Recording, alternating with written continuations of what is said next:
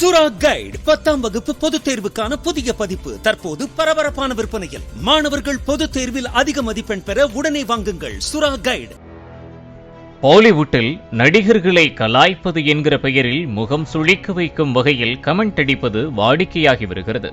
இதற்கு உதாரணமாக நிகழ்ச்சி ஒன்றில் சல்மான் கான் AR ரஹ்மானை ஆவரேஜாக மியூசிக் போட்டிருக்கிறார் என்று கிண்டல் செய்ததையும், ஒரு நிகழ்ச்சியில் மாதவனை ஷாருக் கானும் சைஃப் அலி கானும் கிண்டல் செய்ததையும் கூறலாம். இந்நிலையில் பேபி ஜான் பட நேர்காணலில் பங்கேற்ற இயக்குனர் அட்லியிடம், நீங்கள் கதை சொல்ல போறப்போ யாராவது உங்களை பார்த்து அடையாளம் தெரியாம உங்ககிட்டயே அட்லி எங்க என்று கேட்டிருக்கிறார்களா என கேள்வி எழுப்பப்பட்டது. இதை கேட்ட பேபி ஜான் படக்குழுவினர் சத்தமிட்டு சிரித்தனர்.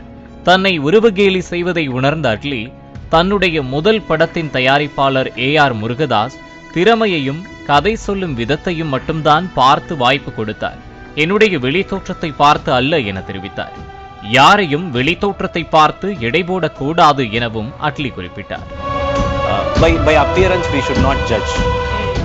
இந்த பதில் நிச்சயமாக தொகுப்பாளரின் மூக்கை உடைத்திருக்கும் என நெட்டிசன்கள் அட்லி பேசிய வீடியோவை இணையத்தில் பகிர்ந்து வருகின்றனர்.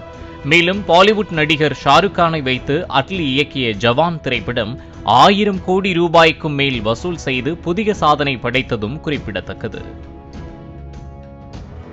சுரா கைடு 10ஆம் வகுப்பு பொதுத் தேர்வுக்கான புதிய பதிப்பு தற்போது பரபரப்பான விற்பனையில். மாணவர்கள் பொதுத் தேர்வில் அதிக மதிப்பெண் பெற உடனே வாங்குங்கள் சுரா கைடு.